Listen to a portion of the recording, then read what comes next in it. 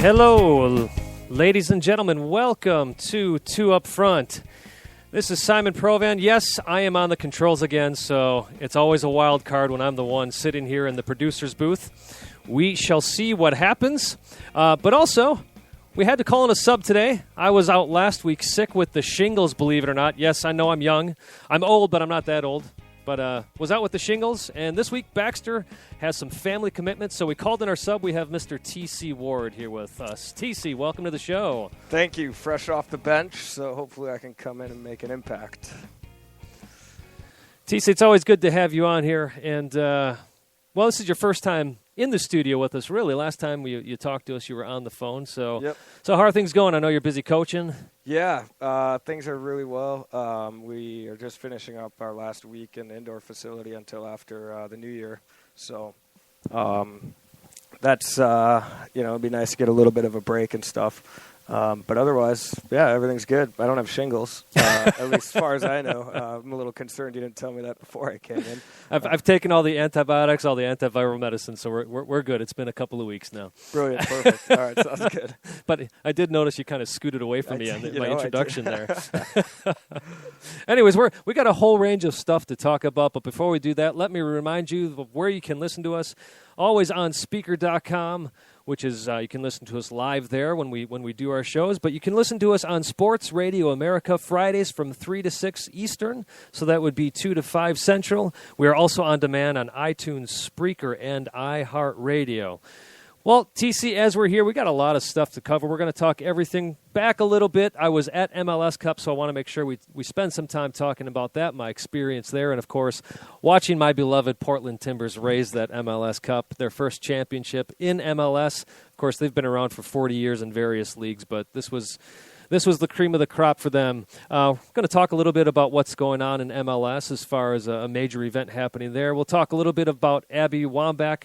Not necessarily her retirement, but some comments that she made. And, of course, we'll jump across the pond, talk a little Premier League, talk Champions League, look at the Euro 2016 groups, and we'll see what goes on from there. But once again, let me throw it out there right now. I apologize for any sound issues we may have. This is only my second time doing this, but I always tend to walk away and learn something from it. So TC, this is your first time co-hosting. I apologize if we totally demolish this thing, but we'll have fun while we're doing it. Yeah, don't worry about it. It's kind of like when I'm coaching kids. They don't know when I screw up, so, Brilliant. I love it. Yeah, I won't know what's going on anyways. All right, well, I do want to talk about MLS Cup. Of course, it's been a couple of weeks, but I got to say it's been pretty amazing to see the growth of this league and the growth of the championship game. Of course, the game used to be at a neutral site so that teams would have plenty of time to prep throughout the year. But we're seeing that with the growth of this league, that when the owners decided to have the highest seed left in the playoffs host the event, which they knew was kind of a big risk, it's been one of the best things that they've done. Yeah. The fan base has been extremely passionate. I have to say, when I was actually at MLS Cup 2006, I believe that was the year. It was Houston and New England playing against each other again, and of course New England losing yet again in the MLS Cup. But the atmosphere was pretty boring, and it was in Dallas, or Frisco to be more precise. And it was amazing that there were still tickets available that day. I don't even think the stadium was sold out. Now we fast forward 9 years later, and here we are in Columbus. The game was well sold out, probably a week before the game actually took place. Columbus was one of 3 teams that could have hosted the event. It was New York, Columbus, and Dallas. So thank goodness it wasn't in Dallas, because that means Portland wouldn't have been in it. Yeah. But for the fact that not even knowing if the game was actually going to be there, that it pretty much sold out before anybody knew, just goes to show how far along this has come. Well, it looked like the atmosphere was great. I mean, obviously Columbus being at home, their supporters were great, but it looked like Portland traveled really well. And, yeah, I think that environment definitely makes it a great experience for the fan at the game, but also great for television too, which is something I know MLS, is trying to build up with some of their TV contracts and stuff. So it definitely seems like, it is risky, but since it worked out, looks great. Yeah, the tough thing they're going to have, and I don't think it matters where, whether they flip the season and actually follow more of the Euro calendar. One way or the other, you're going to run into the NFL. And that's the toughest thing. The stadium was sold out. The atmosphere was great. Ratings-wise, it was down. I was just reading about this. Rating-wise, it was down, I think, by about 30%. Last year, they had about 1.8 million viewers. This year, it was 1.1 million viewers. Still, as a guy who's almost 40 and has followed the game my entire life, still pretty exciting to hear that over 1 million people are tuning into a game that is an American league. Premier League gets wonderful ratings over here. Yep. MLS, but still struggles in that department. Yeah, and I think, part of that, it's kind of like any time San Antonio makes it to the NBA Finals or, Kansas City made it in the Baseball World Series this year, is anytime you have, teams from what would be perceived as a smaller market like a Columbus and a Portland, that your ratings are going to drop off. So I don't know if that's as much of an effect of who actually was in the finals versus the league as a whole. I think you're onto something, because I know when Sporting and RSL were in the final, the ratings were also down. Yep. But last year it was LA and I'm blanking on the other. I was going to say I knew it was LA, and then I was trying to think of the other one. But yeah, anytime you have like a big, an LA or a New York team or something like that, that your ratings are going to be better. Just the fact, though, like you said, you have 1 million people tuning in. It's during an NFL Sunday. I think that's a big step for the league. Yeah, I agree. Ultimately it is. When you break that million mark on an NFL Sunday, it's always impressive. Now, I will say, as much as I enjoyed the atmosphere, which, by the way, I was sitting with Columbus fans for the first half. Reason being is I wanted a really good seat, and I got one. And I bought it before they went on StubHub. When I realized that tickets were on sale, I grabbed one right away. So I was at midfield in the upper deck. It was a wonderful seat. And I have to say, very respectful. Nobody gave me garbage for wearing my Portland Timbers gear, and I will say, in return, when the Timbers scored, I was very respectful. I of course clapped. I stood up. I didn't sit there and start screaming in people's faces. Right. But I did have to move because I did get tired of the fans complaining about every call and every non-call. Yeah. So I had to go by my brethren for the second half. Now, in fairness, though, there were some things that they had a right to be complaining about. Although, in fairness, they also got 2 goalkeepers in the second half when Parkhurst, saved the one off the line. It was second half, right? It was second half. Yeah, but yeah, you're probably better off moving with your own brethren. It just for the fact that I couldn't stand the whining anymore, and that's not every Columbus Crew fan out there. I've got a good friend who's a Crew fan, but it was just that particular group I was sitting around. I had to get up and leave. Plus, it'd be silly of me not to experience the Timbers Army when I'm at MLS Cup. Right. And they win it. Now, going back to the game, I will say one of the things that was a little disappointing. The game did obviously get chippy. I think the ref could have done a better job, but you can say that almost about any game. But it wasn't the best display of soccer out there for a final. Yeah, but I think that's indicative of a lot of finals. You look at 2010 World Cup where Spain played the Netherlands. It ended in a 1-0 game, and Spain was obviously notorious for all their possession and everything, so the Netherlands' plan to break that up was just to foul them.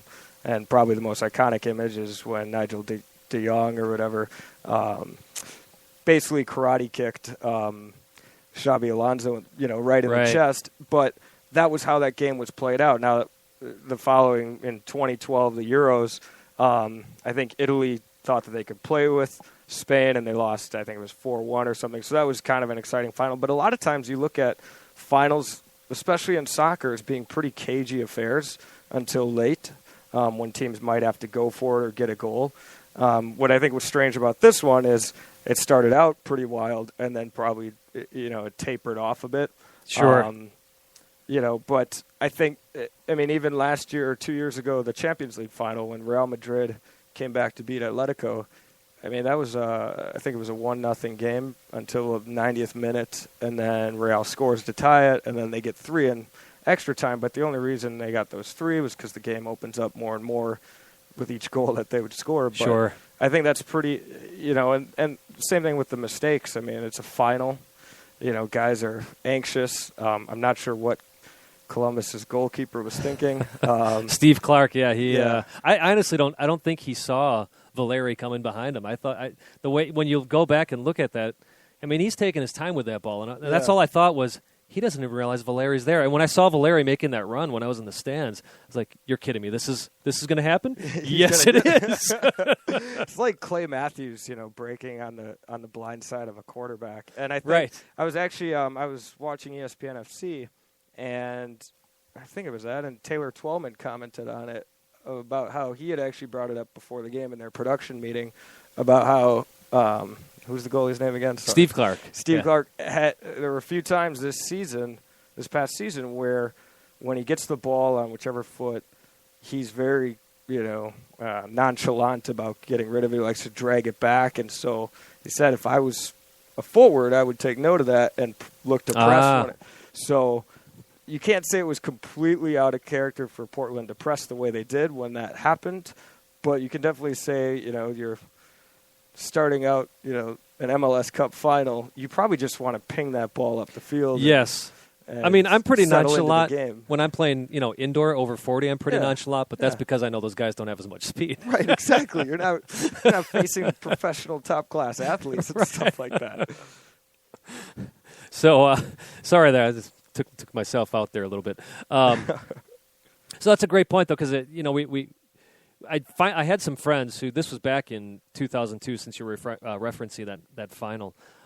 They were telling me that they finally decided to watch a soccer game, so they thought, well, we're going to watch the World Cup final. Mm-hmm. And that's exactly what their comment was, is that was the most boring game we ever watched. And I said, well, you know what, I can't really argue with you, but if you're looking for excitement, like that even the layman will enjoy, you got to watch like a semifinal game or a quarterfinal game where everything, you want to get to the next game. Right. Yeah, and those second stage or those second games in the knockout stages of Champions League, I always tell people, I find to be the most exciting soccer, because usually there's a team that's got to get an away goal, or they have to keep a team from getting an away goal. And once a goal is scored one way or another, everything is thrown out the window, and teams are really going at it. Finals, just like the first games of the World Cup group stages, usually are really kind of boring and cagey games, because no one wants to drop points, and get a loss in that first game. So they're always looking to play for a 1-0 win or a 0-0 tie. Sure. And once it goes 2-0, if a team can nick 2 goals and go up 2-0, then the game might open up. But usually, it's pretty normal, I think, for a final and stuff like that. Yeah, that's like I said, that's a fantastic point. I'm going to transition here a little bit. Speaking of movement, you see what I did there? Yeah. MLS had their first free agent signing ever. So for those of you who don't know and maybe do not follow the league as closely as I do, again, I pride myself on the fact that I like to say I've been watching it since 1995, even though it started in 96, but I've been, from the birth of it on. Mm-hmm. Players have never had free agency in MLS, and they finally got a little bit of it. Of course, you need to be at least 28 years old and to have served at least 8 years in the league. But if you stayed with the league since day one, it really is a significant thing. And for the fact that Justin Mapp, who was playing with the Montreal Impact, is now with Sporting Kansas City because he was actually dealing between two teams, that's something that you can speak of because you had a brother that played in the MLS. Realizing how big of a deal that is, yes, it's still extremely restricted. Players can only increase their salary by 20% from one team to the next. Mm-hmm. But the good thing is that if you've put in your 8 years and you're at least 28 years old, teams no longer hold on to your rights. And that's been the big thing is these players who are out of contract who don't fit into that category, that team still actually owns their rights if they were to stay in MLS. Now, granted, if they're out of contract, they can go over to Europe on a free transfer. Mm-hmm. And you do see guys do that, especially like over to the Scandinavian leagues. But if they're staying in the league, they're a bit stuck. Your brother, I don't know if you experienced that directly, but you have a brother who was in the league, and that kind of, well, you can shed some more light on that. Yeah, and I know that, I don't know a ton about his actual contract. Now, he was traded a bunch of times, and I do know that, part of it initially was a Generation Adidas contract, and so those contracts don't count against the salary cap, and so as far as trading him was very easy for a team to do because the team that was accepting him wasn't going to take a hit on that. Sure. Adidas was basically the ones that I think in some manner are paying that contract. And so, he'd find out the day. I mean, I remember when he got traded from Chicago Fire to San Jose. He literally found out on a Thursday. They had a Saturday game. Flew out there, was there for Friday night. Actually, he flew to Colorado because they were playing the Rapids that day. And he flew there, and then 35 minutes into the game, San Jose had a defender go down injured. And the announcer, I think it was Alexi Lalas, so, he's like, oh, and Tim Ward looks like he's warming up pretty hard on the sideline. He might be going in. And I'm like, this guy's a joker. Like, he literally just got there. I don't even know if he knows anyone's name. And sure enough, he came in, and it kind of did speak to how movement – it still does kind of work like that, I think, in MLS, but at least it's maybe bridging that gap of eventually getting to a little bit more freedom, a little bit more players' rights, a little bit more similar to Europe and the rest of the world. I don't know why MLS is so restrictive. Maybe it's to make sure that the bigger markets, the LAs and the New Yorks and, whoever else aren't basically, taking their pick. Right. But at the same time, you have to look as a professional athlete, as an individual, your career is only so long, and you should have the freedom to theoretically get as much as you can when that demand for you is there, because that window is very small. And I will say, for years I've preached about how, the league has to take baby steps and baby steps and baby steps so they don't overspend themselves. At the same time, we're getting to a point that perhaps the league in and of itself is not making money yet, but their marketing arm, Soccer United Marketing, brings in loads of cash. I mean, they get all the contracts for the Mexican national team games that happen in the U.S. They get all the games, basically they gain a lot of the money from the U.S. national team as well, because that's who U.S. Soccer works with. So the league will stay around just because of that marketing arm. But also, if I'm a player and I'm not making much money in the league compared to others, and I know they've raised the league minimum now to $60,000, which is great.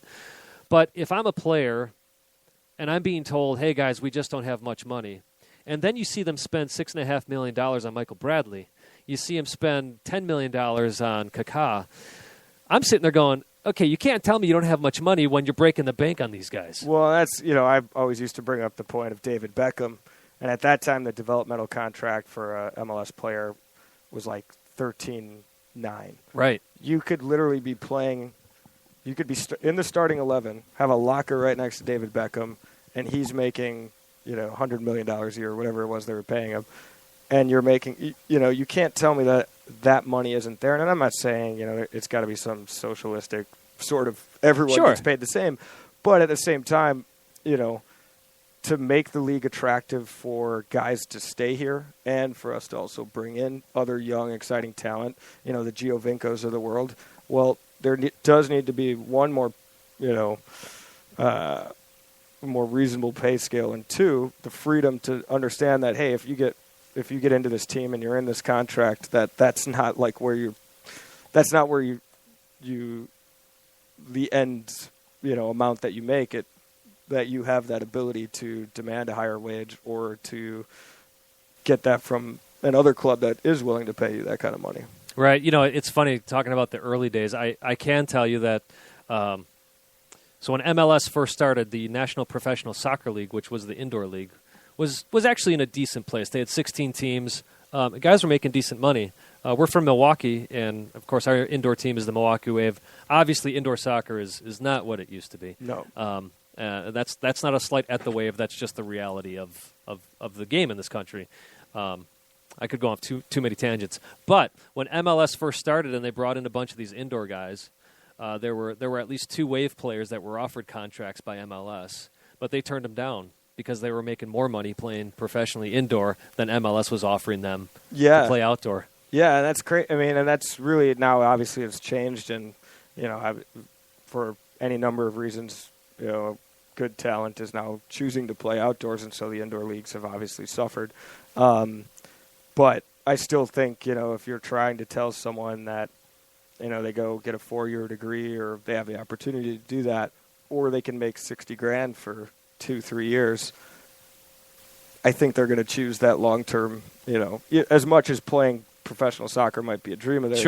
Sure. When there's not a lot of rights as far as their movement or their ability to choose or all that kind of stuff, And I do think that might hold the league back at this point where they have, a good enough following and a good enough, Right. Well, you look at a guy like Jordan Morris. I mean, he stayed at Stanford, which, by the way, they won the College Cup, if you didn't hear.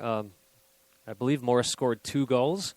But, yeah, I mean, he's looks like he'll be leaving now and going to Seattle. Apparently, Seattle has offered him quite a nice contract. But, yeah, he's been, even though he's playing with the U.S. national team, he's stuck it out in college because he wanted his college education, so he could have that long-term goal. I think it sounds like Seattle may have come along and offered him enough money that realizes he can set himself up for life, perhaps. Yeah, exactly. And that's, I think now with the Justin Mapp thing and some of this other stuff going on, I think the league is getting to that point, but I also think there's a tipping point of if they wait too long, people are going to start to say, well, I can watch the Premier League every Saturday and Sunday morning, and DeAndre Yedlin's over there, and these guys are over there, and the only reason those guys are going there is because they're getting paid a lot more money.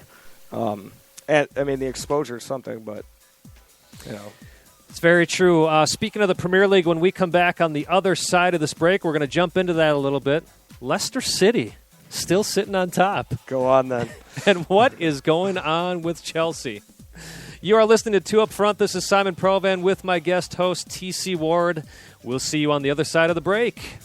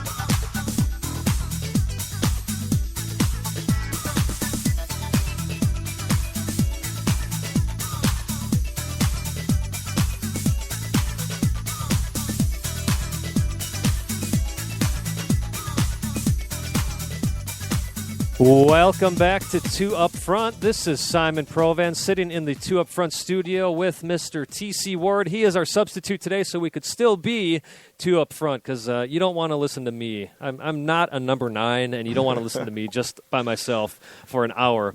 So T.C. Ward is sitting in here with us. You can listen to us on Sports Radio America, 3 to 6 Eastern on Fridays. That's 2 to 5 Central. You can also find us on Spreaker.com, where you can listen to us live when we actually record the show. You can also find us on iTunes, iHeartRadio, and give us a listen. See what you like. And feel free to comment on our Facebook and Twitter pages. Facebook, we are Two Up Front, and on Twitter, we are at Two Up Front Soccer. TC, do you have any social media things that people would like to follow you on or have them follow you? No, I'm not a big, I don't tweet a lot or anything like that. I enjoy going not a on tweeter. Every now and then, but yeah, I'm not clever enough to do it often enough where it'd be worth anyone's time to follow me. Sounds good. But those kids follow you on every word you say. Yes, well, I hope so. Well, speaking of following, TC, we're big followers of the Premier League here. I just wanted to touch base. I know you actually follow the league a lot more closely than I do when you have time to, that is. Yep. I understand you're a Gunners fan. I am a huge Gunners fan, so it's been a good year so far. All right, well, let me ask you this to start this off right away. Are they going to win the Premier League? I would say they have as good a chance as anyone, and that's not to discredit or disrespect Leicester, who is top after demolishing a woeful Chelsea, but they just... The thing, I think with every year in the EPL, there's always a surprise team that's in the top 4 right around this time of the year. I think last year was West Ham, and they might have dropped off a little earlier. And there is something, I think, any team that's been leading at the 16-game mark. Right, we saw Southampton was in the top 4 last year. The thing is the depth of Leicester, God forbid, or Riyad Mahrez or Jamie Vardy or any of those guys go down, they don't have the same depth that a team like Arsenal or City does, or even theoretically a Chelsea or United. And that's where, Drinkwater went down in the Chelsea game, and it looked like maybe a hamstring, I think, and he's a big part of their central midfield. You lose a guy or two like that, and they don't have someone to bring on, whereas Arsenal has an entire, hospital wing right now at the Emirates for all their injuries and stuff, and they're still so. I think that might catch up to Leicester, and then because Arsenal have been a little bit more consistent than City, but we'll find out this weekend because they play each other. But I think if there's ever a year for Arsenal to win it, this might be their best chance. No, I'd have to agree with you. They're sitting in second place right now, just 2 points behind Leicester. And I think the thing that I was thinking the same thing before the show is that Vardy, it's amazing how many goals he has scored this season. Yep. But the flip side of that is nobody else is really scoring goals for them. And that goes back to your comment about, so if he goes down, what happens? Now, if he doesn't go down, does Leicester have a realistic chance of actually winning this? The way it stands in the table right now, yeah, absolutely. I think, the pace they play with, they play really exciting, driven soccer where it's not just thumping the ball up to Vardy and watching him run by guys. They're combining well and forward up back throughs, and Mahrez has been great out on the wing. I just don't know if they can take that physical pounding of doing it week in, week out, especially, I'm not sure if they're still in the Capital One Cup or whatever it's called now, but with the FA Cup, all that stuff piling up, and teams now starting to fight relegation battles or fight for top 4 spots where they might be playing Leicester and giving them a little bit different respect than they had in the past. Of course, Leicester did just beat a team that's in a relegation fight. Oh, yes, Chelsea. Oh, talk about Rome is burning. That's a team where when you look at what they did last year and now what has gone on, I don't think anyone would have predicted that, early on when they were struggling to find results this year, that it was going to play itself out like it has. And at this point, you actually could envision them really being in that fight. Well, you look at it, they're 1 point off the drop zone. Yes. They're sitting in 16th place. Norwich is at 14, Swansea's at 14, and then you got Chelsea at 15. Yes. I think Aston Villa, it's no question they're dropping. They're sitting at 6. Of course, going back to Leicester, they were sitting in last place before Christmas last year and then made a tremendous run to stay up top. Well, and I think you see that sometimes with the teams at the bottom because they're such a big – they take a big pay cut if they do drop. And so you see some of that momentum or, some of that fight in those teams. Sunderland is always – I always used to joke, Newcastle – always plays just hard enough in the early half of the season to make sure they won't get relegated. And then in the second half, they always, kind of coast once they realize they're not going to be a top 4 team. And Sunderland was the opposite. They coast the first half of the season. And then when they realize they might get relegated. But, it just seems like Chelsea doesn't have an answer right now for anything. And Jose, as much as I love to watch a guy like him who's always throwing barbs at Wenger and Arsenal, he reminds me of now I can't remember the guy's name in Office Space, who literally is just going into work and is just like, well, whatever, I wouldn't say I miss work. Yeah. Yeah, I don't think he cares if he gets fired or not at this point. I almost think he's asking for it because the way his contract is set up. I think he gets like a $50 million or $30 million buyout or something like that if he does get fired. And at this point, it looks like the players don't, based on his press conference after the Leicester game where he said he felt betrayed by the players and all that, clearly he's lost the dressing room. It is pretty amazing how 3-4 weeks ago he was just talking about that very thing of how I haven't lost the dressing room. They all want to win. They all want to play for me. Yep. Excuse me. But now, exactly, now he's coming out and doing just the opposite, saying, well, they've betrayed me. Yes. So that begs the question, did the player stop playing for him 4 weeks ago? It certainly looks like it. I mean, you can't say that same exact, almost to a player, last year ran away with the Premier League. And now, this year, Eden Hazard looks like a completely different player. Cesc Fabregas is, like me, coming off the bench. He's John Terry, well, that could be an age thing and stuff. But, just Ivanovic, who's one of my favorite defenders all time, just looks completely lost. Well, that's part of the question. I don't mean to interrupt you, but is the team just getting too old? And was this last year the year that everything caught up with their bodies? It could be, but I think then that still falls on Mourinho and the Chelsea, who's ever in charge of transfers. Mourinho had guys like Lukaku, who I think's third this year in scoring. Yeah, he's hot at this point. He's had guys like Kevin De Bruyne, who now is with City and it's torn it up since he's gotten here. So, that's on him then, because I still don't buy it. Like, Jamie Vardy's not exactly a spring chicken himself. He's 28 years old.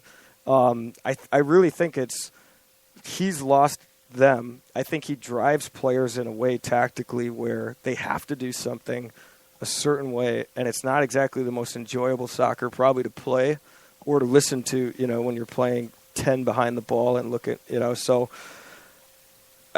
Well, speaking of unattractive soccer, TC. Are we going to talk United? How did you know? Yeah, so what's going on over there? I think well. Is it kind of the same situation where these players have just given up on their manager? Is it Van Gaal or Van Hall? I'm not sure. Okay, all right, good. That's it's why Dutch, so I you call never him know. LVG. Okay, LVG, I like that. Livage. Yeah, there you go, right? I think it might be a little bit the same thing. Now, he's kind of almost going the opposite. He's bringing in a bunch of young guys and stuff like that. But I do think tactically it just seems like either they don't want to play the way he wants them to play, or maybe worse, they're playing the way he wants them to play, and it's just a really bad tactical setup. That's a good point. It's amazing to watch a Manchester United side play such boring soccer. Oh, I put it on to go to sleep to. There you go. I don't get those nature sound CDs anymore. I just record the United games and a couple of minutes of sideways passing. Just another way for United to make money. Yeah, fall asleep to our games. Right? There you go. No, I think, they also look like a team that just doesn't care to listen to their manager. I think I was reading today that now some players are being a little bit more vocal and leaking stuff from locker room type stuff. And, it's definitely probably a different age of player now where, you can't fire the player, but if you give the players now this little bit of, they feel like they can get a coach fired. And I think that's a dangerous road for professional sports to go down because, coaches aren't cheap either. And I think coaches have a lot to do. And I'm not saying this as a coach myself, but I'm just, at the professional level, I think they have a lot to do with teams being successful. But you have to manage, and I don't think that's something that LVG has done very well since he's gotten in. You had a guy like Di Maria, maybe the best winger in the world, right? Just lightning at Real Madrid. He comes to United and was useless. Yeah. See, for me, what's going? I'm going to say Van Hall because I think that's probably. I don't know. Yeah, well, I'm going to say Van. Yeah. No, is it Van Gaal? I don't know. I'm not quite sure. Anyways, I'm going to say. I see it almost as like the Klinsmann effect, where he's got a very set way that he wants his players to play. He has a system. Mm-hmm. And instead of getting the players for that system, he's forcing the system on his players. Yeah, no, actually, that's probably a really good point. And, when you're dealing with guys, a mixture of the old guard, the Wayne Rooneys and the Phil Jones and, previously, obviously, it was Patrice Evra. And, when you're dealing Robin Van Persie, it does take time to bring in the type of guys that you feel will play your system or your style. But then look what he's done to Memphis Depay. Right? He brought – that was a big – everyone was saying it was him that was the reason that Depay came. And he's not even, starting, or he looks restricted and stuff like that. So – I don't know, but I guess, United's what, fourth? They're sitting in fourth, 29 points. Yeah, so I mean, they could win the league still this year. They still could. I mean, they're only 6 points off. Although you get to a point in the Premier League where 6 points actually starts to be a pretty big divide. Yeah. I'm kind of amazed. I will say that you've got this board of directors over at United, who obviously they had Ferguson for 3 decades. Mm-hmm. That they didn't do a little more in the interviews of what kind of system are you bringing here? Right. Because I think it's got to matter. The way you play has to matter to a club. Yeah. And in their more recent history, since Ferguson was there, and Ferguson had plenty of time to build this team up. Of course, he came in an age where coaches weren't fired 6 games into the season. Right. So he was given time to build the awesome success that he had. But that became the history of Manchester United, basically. Yeah. And playing this type of game where no matter what, it was going to be attractive. Yes. What is the board of directors doing where they're not hiring guys, unless these managers are lying in their interviews? What are they doing bringing these guys in who bring this very rigid way of playing? I think part of it, and I always use this when, I hear Wenger out and fire Wenger all the time, and hey, he's useless, he can't win, and I always, anytime you talk about firing a coach, you have to think about, okay, who's realistically available then to replace the guy? Because you don't want to replace the guy with someone as bad or worse, and generally coaches that are available are not available because they're rock stars. They're usually available because they lost their last job, That's a great point. Mean, Klopp stepped down, and I think that was a really big pickup for Liverpool. And Guardiola stepped down, and that was a great pickup for Bayern.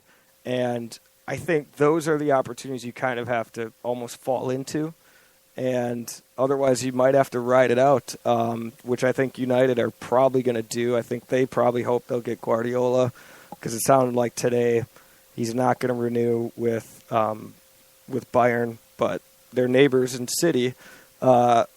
He's got 2 of his former Barcelona, front room guys running the show there or whatever. So, well, I'm glad you brought that up, because that was actually going to be my last question to you in this segment. Is what happens at Manchester City if Pep doesn't renew? Because there's been plenty of talk that City's going to go after him. Do you let a guy like Pellegrini go, who could very possibly have this team win the Premier League, maybe win Champions League? Maybe get that treble? I don't think you do, and I think that's But are we in a time of age where it makes sense to us? Like, common sense says, no, you don't fire a guy like that. But then we live in this age where these clubs make these snap decisions. I think that's when you might have the possibility of losing a dressing room, kind of like what's going on with these other clubs. You've got a dressing room that clearly is playing for Pellegrini. Now, regardless of whether or not Pep Guardiola might be in that Mount Rushmore of great coaches all time, he's not going to necessarily play the guys or play players the same as Pellegrini. And now all of a sudden, as a professional athlete, I've done something that's gotten me success. I've been playing this way. Now you want me to do, now you want me to do something totally different because it's your way. And so that's, I think, how you lose those kind of guys. I think Guardiola, I think he takes a sabbatical after this year and waits out Wenger's contract. Wenger sees out his contract, and he comes to Arsenal. All right, you heard it here first. Pep Guardiola will be going to Arsenal. That is, I don't know if that's as much as a dream for Mr. T.C. Ward, or if it's going to be a reality, but we shall see. That was a great conversation, TC, about the Premier League. I appreciate your insight. It's always good when you can throw out all those names, too. It makes you sound smart. I mean, I'm doing my best. I got a cheat sheet here. And well, I'll tell you what, when we come back, we are going to stay across the pond, just look into some Champions League predictions here, and we also want to talk a little bit about the Euro 2016 group. So do not go away. Stay with us here on, I was going to say Sports Radio America. We are on Sports Radio America, but the show is 2 Up Front.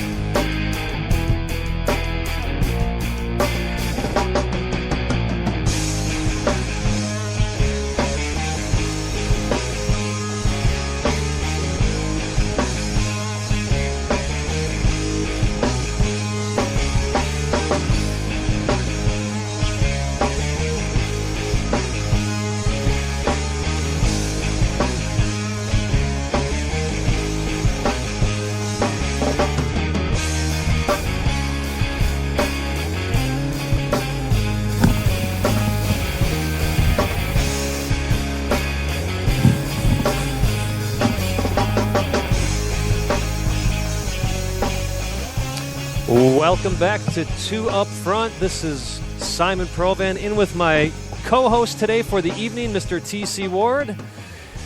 You're listening to us on Sports Radio America. You can also find us on Spreaker.com, iTunes, and iHeartRadio. Like I said, this is only my second time doing this, so Baxter is a great coach. I'm not always the best player, though, when it comes to this. But I'm learning, Baxter. I am learning. I will get better and better every time this has to happen, which hopefully won't happen often. Not to say anything that you're doing a bad job, TC. Baxter and I just, we enjoy doing the show together. Yeah, you guys have a moxie and, a good thing going. Yeah, absolutely. So, all right, we wanted to jump into Euro 2016, just looking at the groups here. So this is an expanded Euro 2016. I keep saying Euro 2016 like I can't just say Euros, Yeah. But then I think I'm talking about some type of food when I say Euros, and I get hungry, and we go all over the place. Marquette Euro, and yeah. So you get it. Anyways, how many teams are in now? 1, 2, 3, 4, 5, 6. So 6 times 4. Is it 24? I thought it was more than that. I think are they talking about expanding the groups? Or, expanding after this year? Is it after this year? I thought this was the year they expanded. Maybe they did expand. Oh, they did. Yeah, they went from 16, right? 16 to 24. Yeah, that's what it was. Okay. That's what it was. So here we go. We go from TC informing us about all this great Premier League stuff, sounding so smart, and then I come on and I'm like, so what's going on with Euros? I was in the same position. What was that, 2 years ago? I can't remember last week. That's true. 4 years ago, by the way. Yeah, exactly. That's my point. See, we're in that weird region, the CONCACAF, that has the Gold Cup every 2 years. That's why it always gets so confusing for us. Yeah. We're used to that Continental Championship happening every other year. Well, with all the money, though, that Europe's probably looking at CONCACAF making off the Gold Cup, you might see the Euros start Very happening a true. little more frequently. Very true. Well, hopefully all that gets resolved and we don't have all this corruption in the game, but there's so much of it. Yes. It's going to be hard to get rid of all of it. Well, back to talking about the Euros. There, I did it. I said it without 2016. We were talking beforehand about what we feel is the group of death, and there's actually some very interesting groups, and I will say the experiment of expanding, now that we actually figured out it was an expansion, worked quite well. The games still have to be played, but when you're looking at these groups, I pointed to Group E that has the number 1 ranked team. Take that for what it's worth. In Belgium, you have Italy in there, Sweden, and Republic of Ireland, so that's a pretty decent group. UTC, we're looking at which group? I just think Group D will be a tough group. I don't think for Spain. But Turkey's always a dangerous team in tournaments. And then Czech Republic and Croatia are going to be tough. And then also, Group B. I think those are the 3, that are the most tricky. Maybe not for that top team, that one seed, what have you, in that group. But I think that second team is the one that, things could be a little dicey because it's 2 that come out, right?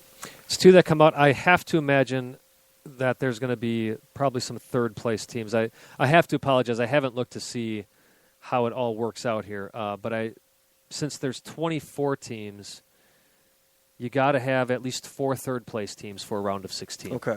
So that's probably what will happen. I can actually look into that a little bit later. But, yeah, Group B, of course, has that undefeated team in England, making it all the way through the qualifiers. Well, against Luxembourg and... Was it Montenegro? Right. They always, put up the actual occupations of the players that are. That's right. Like they're postal workers, and nothing against. I'm sure they're great, but they're playing against a guy making £350,000 a week in Wayne Rooney. Absolutely.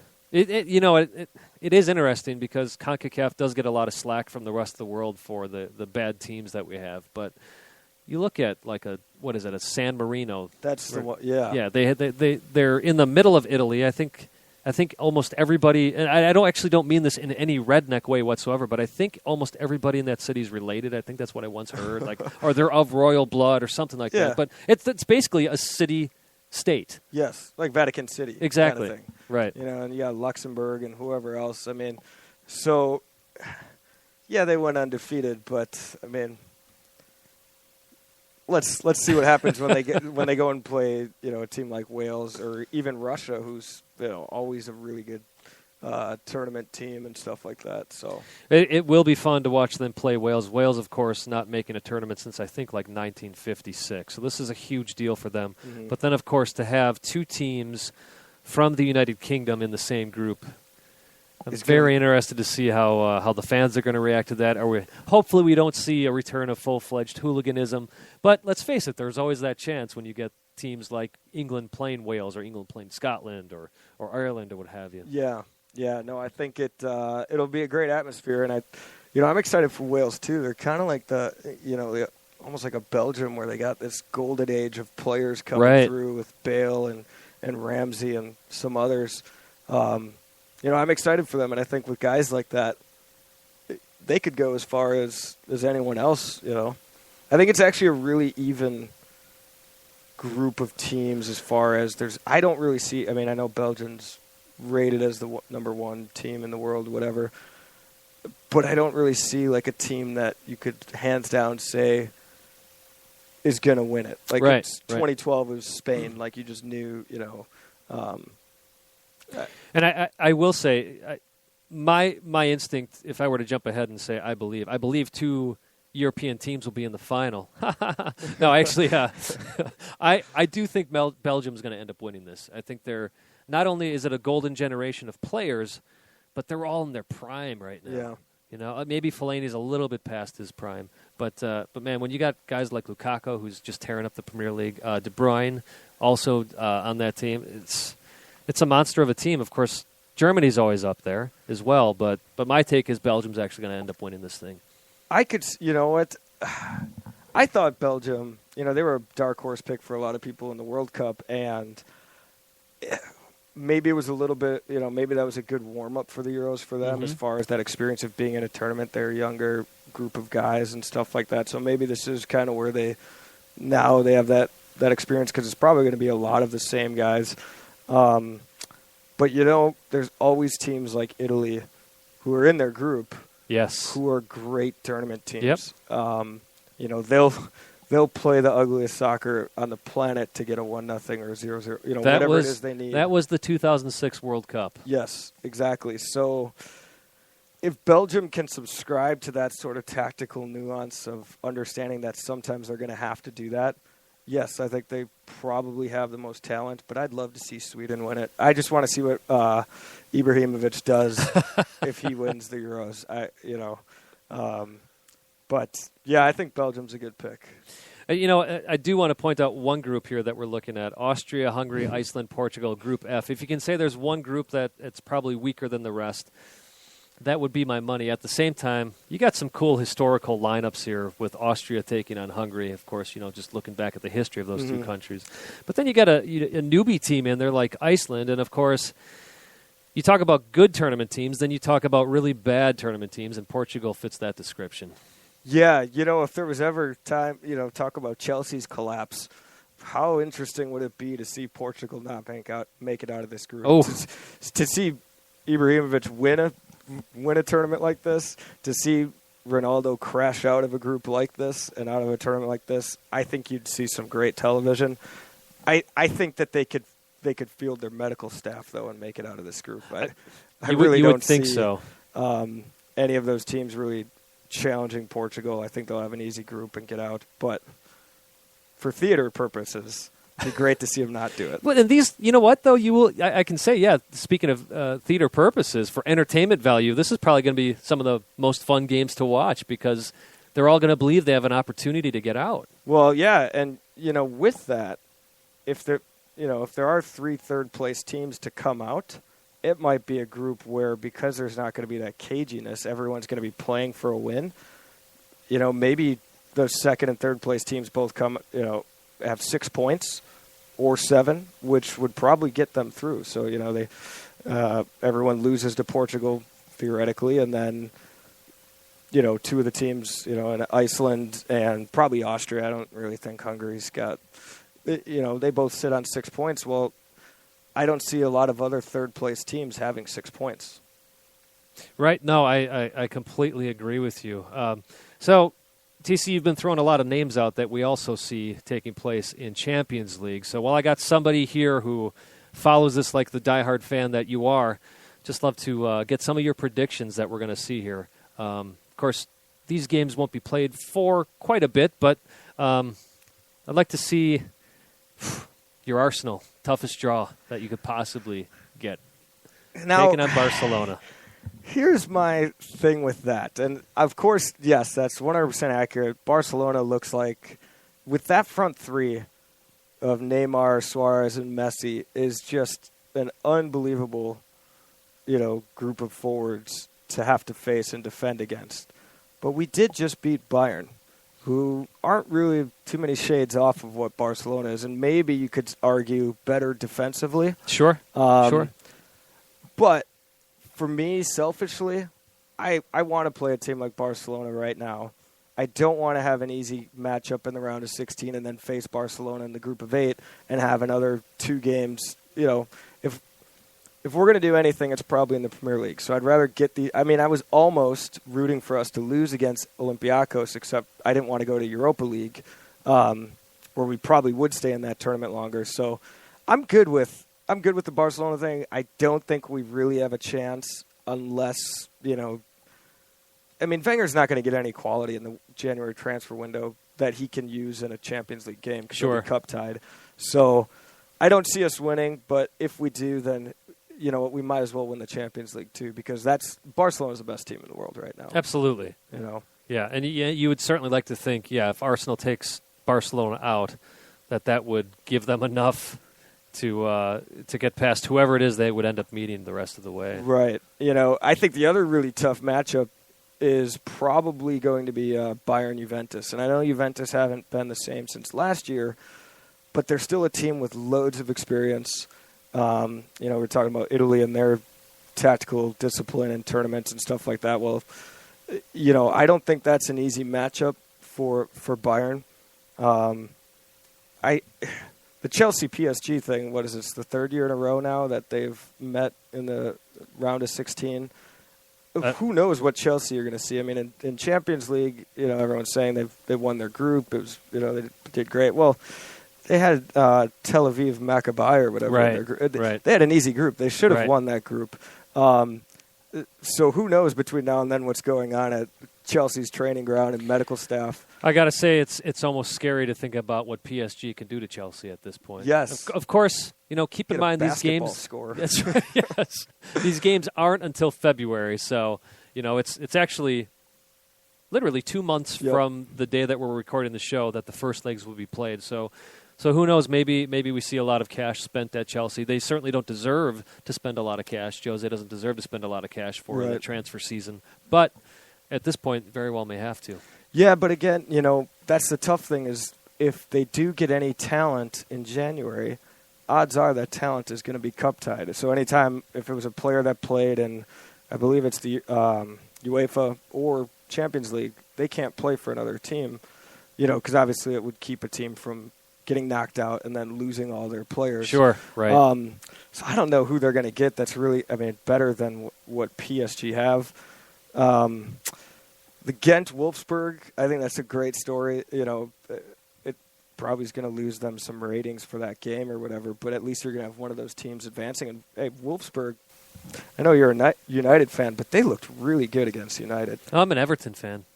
Oh, I thought you were a United guy. No, I'm Everton. Oh, okay. Well, I'm sorry to hear that. See that big flag behind you right there? Oh, yeah. Okay. Usually I just tune those kind of things out. Yeah. That's all right. That's all right.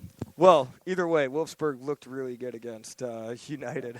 No, it's for me. It's cool that you see these Ghent and Wolfsburg make it through. To see some new, fresh teams in there rather than the typical 16 that you see. Yes. Yeah. And who does City play? Manchester City plays Dynamo Kiev. Actually, I think it's Dynamo. I think that's actually the correct way to see. Baxter and I do this every show, saying, "Wait, did you say it like this or say it like this?" Well, it's tough to because a lot of times you're reading it, but even when you hear it on TV, half the announcers say it differently. That's anyway, true. And That's you're true. They're like, okay, so right. I think either way, as long as you're not saying, something completely wrong, like putting a J in there somewhere. Right. I I think you're good. Well, you all heard it. It's fine what Baxter and I do. TC has given us permission to butcher names or to guess at names. Worth, so I appreciate it, TC. That's fantastic. So anyways, Dynamo Kiev taking on Man City. I think, well, you easily got to pick Man City on this, but Kiev, if I remember correctly, I can go back and look at this. I think they did win their group, and they actually surprised a lot of people. Yeah, and that's a Ukrainian team, right? Yes. Yeah, and that's the thing is, with those home and away things, same thing with like Zenit St. Petersburg or CSKA in Moscow. It's not easy going to Russia or Ukraine, especially in the middle of February, and getting a result. I mean, they have permafrost in those countries. And so, City, yes, it was great. They finally made it out of their group. I take that back. I don't mean to interrupt, but actually Kiev came out of the same group as Chelsea. So they did have FC Porto in there, who's usually a pretty decent squad out of Portugal. Yep. But then the other team was the Maccabi Tel Aviv FC. So perhaps it's not as impressive that Kiev got out of the group. But again, they still got a point over FC Porto. So got to give them a little credit for getting out. Well, and, City's in their own injury crisis right now. And if a guy like Aguero can't go, he is just always injured. And I feel bad for him because he's got, clearly some hamstring issues that might kind of like curtail what could have been a career similar to a guy like Messi. But if they don't have him, I mean, that's a 20-plus goal a season guy, and Boney clearly doesn't look like the guy that's filling the shoes and stuff. So, but either way, I still think, the Etihad slopes downhill. I think they've got hydraulics underneath, so whichever goal City's attacking at the Etihad, they'll probably, waltz through that one, but... Yeah, maybe they suffer in the first leg out in Ukraine, but end up making up whatever ground they lost, no pun intended, back in Manchester. Another could be an exciting one to watch. I think this will actually, with the way these two teams play, you got PSV from the Netherlands and Atletico, obviously from La Liga, from Spain, taking on each other. PSV did beat out Manchester United, which... you'd like to think that's impressive, but then again, you look at how United's playing, and maybe it's not as impressive. Well, and I think that was United's first game that they in the group stage that they played PSV and they lost. And PSV's good. They've got a guy. I think he's like a 20-year-old striker or something. I think he leads Eredivisie, or he's towards the top in goals scored. I mean, he's kind of a guy where you're like, why hasn't anyone picked him off yet? But they are, they're a good team, but I think you go to the Cauldron or whatever it is that Atletico plays at, and Diego Simeone is just glaring at you.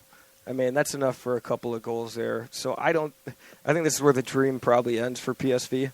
But it's still awesome. I mean, to beat a team like Manchester United, or to get past a group that has arguably the biggest club in the world. Right. I mean, that's massive for the Eredivisie and for PSV. Yeah, it's interesting. The English teams have picked up their play in the Champions League as well as in Europa League as well. And I know Klopp has come out and said, English teams never take the Europa League seriously. I'm here to take it seriously. Mm-hmm. And, boy, he certainly has only chance to win a trophy. That's right. That's right. But, the Premier League's in danger of losing spots because of how poorly they've been doing in these European tournaments. So I guess wherever you stand, you'd either like to see them do well, or maybe you're excited that Serie A from Italy's may take over one of those spots from the English teams. But you certainly, I think most Americans follow the Premier League more than anything, so you'd certainly like to see these English teams do better in these European competitions. Yeah, I think, I remember reading an article where the coefficient for Champions League spots, even, if EPL has another down year this year, I think the ones that would overtake them would be Serie A, and they haven't been doing theoretically better because it's from 5 years ago or something. Right. So you'd have to see a collapse a few years more down the road. I think the big thing is the Europa League, how teams, at least from an EPL standard, don't traditionally do well in that. And a lot of it has to do with the fact that the FA doesn't give any breaks to those teams with respect to scheduling. So you have a Thursday night game in the Ukraine, and you still have a Saturday Saturday noon game or whatever. And I think Klopp was just saying, was it them that just traveled, got back on Friday, and then had to play West Brom or something like that? Right. So if the FA wants that coefficient to stay the same or that placement thing to stay the same, I think they've got to kind of bend and say, okay, if you're in Europa League, you'll have a Monday game or something. Or no, I completely agree with you. It's kind of like MLS is finally starting to give more money to teams who make it to the CONCACAF Champions League. Yeah. But it's the same idea. You can't be Don Garber sitting there saying, hey, I want our teams to really start taking this tournament more seriously, but then not do anything to really help them along. Now, we did see this last season that the league and teams were rearranging games. For example, when the Montreal Impact were in the final, teams were saying, okay, we don't have to play this weekend, so you can concentrate on that game. So we're seeing more of that in CONCACAF. Okay. But speaking specifically of Europa League with Premier League teams, that's exactly it. It's not even like these games are on Wednesdays, so you maybe have a couple of days to recover just from that lengthy travel. You're talking a Thursday night game, a 2,000-mile trip. Yeah, coming home. I get jet lagged if I have to, have a layover in Chicago from Milwaukee. Like I'm sitting there, like these guys are jumping on a plane, after playing, 90 minutes of, very physical soccer. We all know what the leg room's like. That's right. So I think, and you've experienced a lot of Europa League, haven't you, over the year, being an Everton supporter? Yes. And that's the thing is like a team like Everton where they don't necessarily have as big a roster, to really. They don't have that depth. To rotate the squad in any capacity to where you can realistically challenge for the Europa League and keep at least your Europa League spot in the table. So now those guys just drop off as the season goes because they're playing. Exactly. So, right. And you see it with these English teams that if they take the Europa League seriously, this is what happened to Everton. They totally suffer in the Premier League. That happened last year, right? Yeah. 2 years ago. Or 2 years ago for what? No, it was last year. I'm sorry. Yeah, because that's when they were like at 15th in the table at one point, right? Middle of the season, and everyone was saying, is he really that good of a coach? But they were, tearing it up, and then they had a really exciting game to get knocked out, didn't they? Or it was an exciting for the other aggregate series. Yeah. I think the final score ended up being like 5-2 in that final game. It got ugly. Obviously, Everton was just pressing for it, going for it, and they kept getting caught at the back. But yeah, I mean they did take it seriously. Like as you said, they realized, hey, we haven't won a major trophy in a long time, so why not add to the cabinet? Right, and if you're not going to get relegated, you might as well go for it. I mean,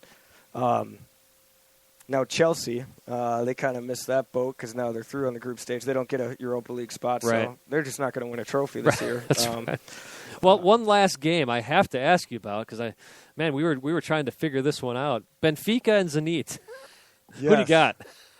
I'm joking. We didn't talk about this game at all, folks. Any team from Russia, like I was saying, is hard to play away against. That being said, any team in Portugal, like FC Porto, like Benfica, and now I'm forgetting the third one, that's a really tough place to play too. So I think that's going to be a very interesting home and away. I think it's going to come down to away goals because both those are really challenging environments to go to. And again, we come down to you can look at these clubs and say, well, on a grand scale of things, they're not that big of clubs.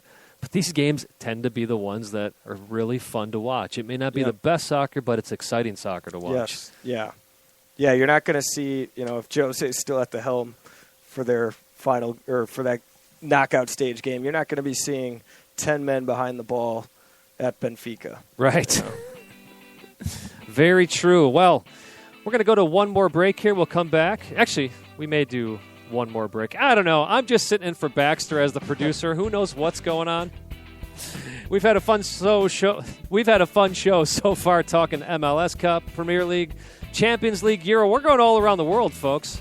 We didn't get to FIFA World Cup, the Club World Cup. I don't think we will, though. But any predictions on that? Barcelona. Okay, that sounds good. Yeah. We'll go with Barcelona. All right, TC Ward and Simon Provan here on Two Up Front. We will see you on the other side of the break.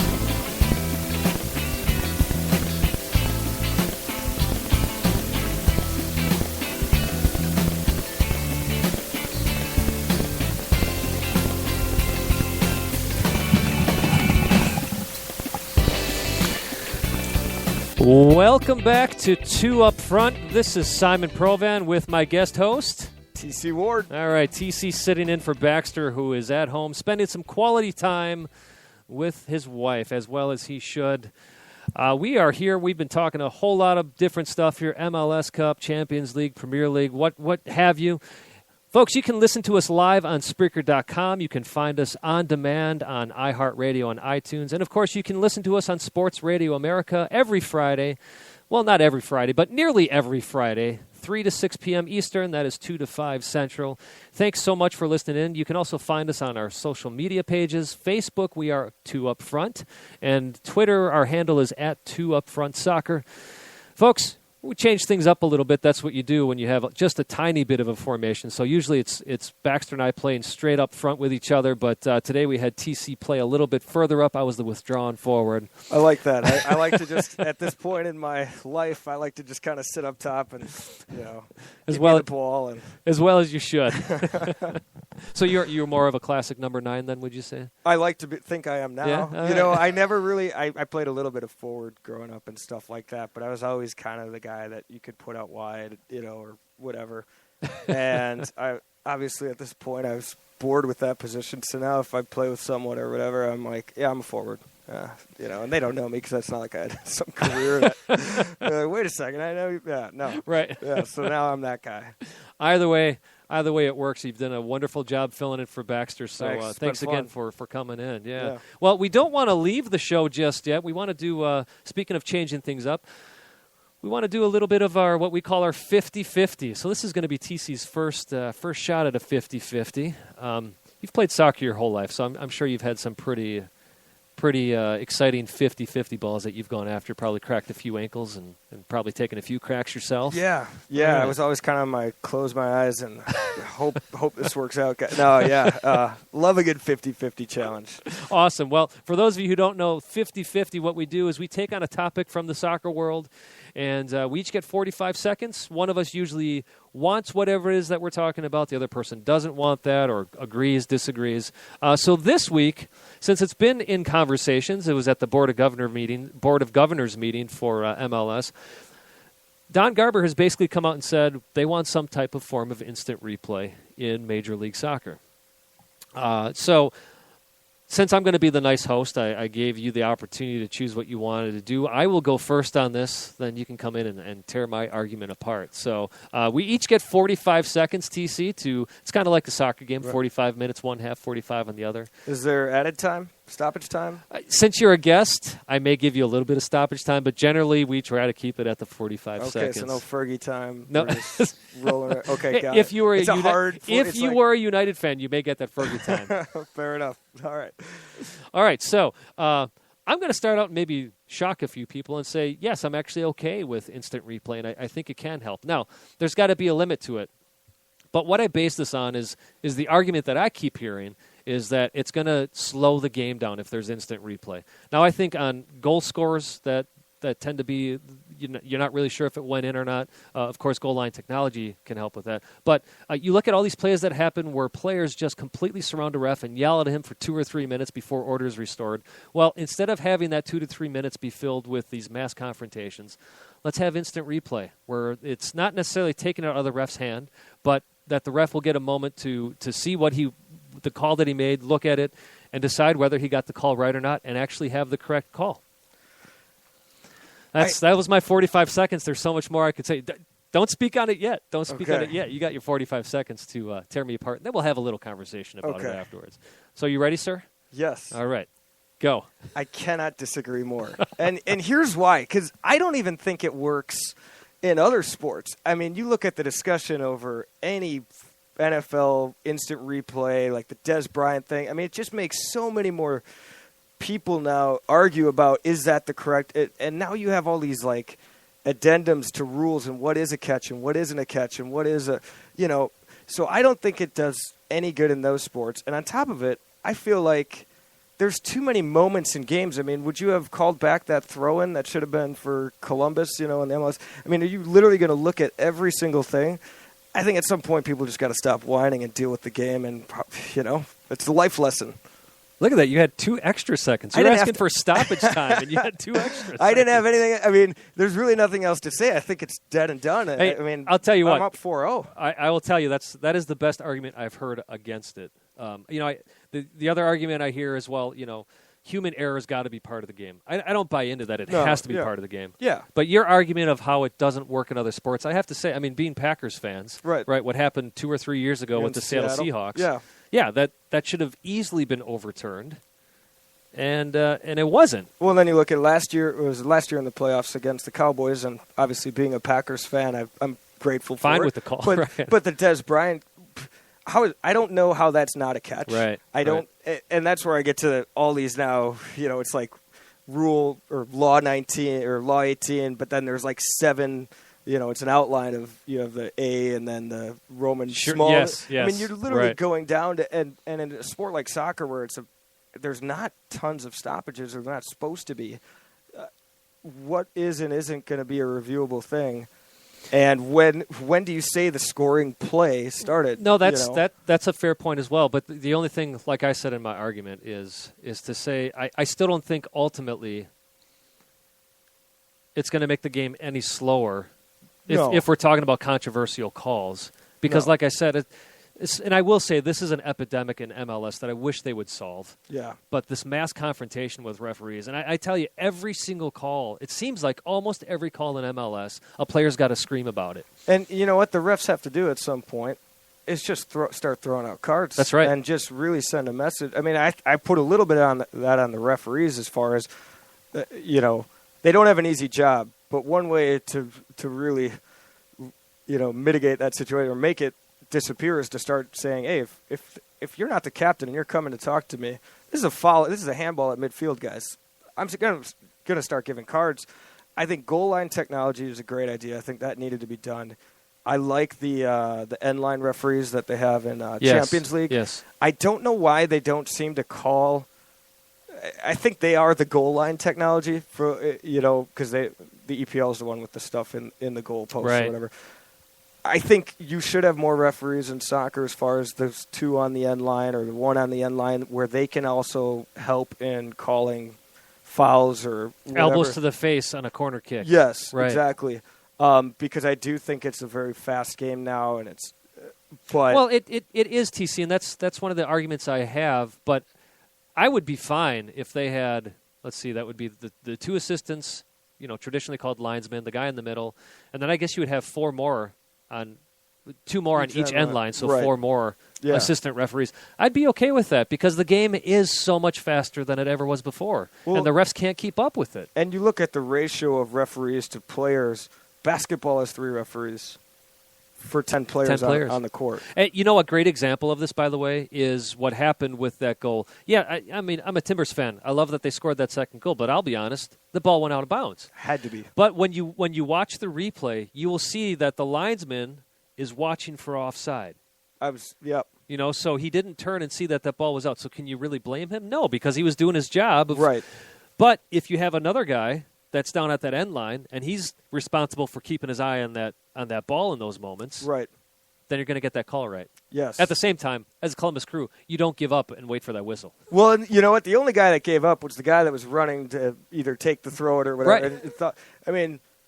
Maybe Columbus, the rest of the players kind of took a half second, but they weren't in any position to see whether or not the ball went out. So they kind of kept playing.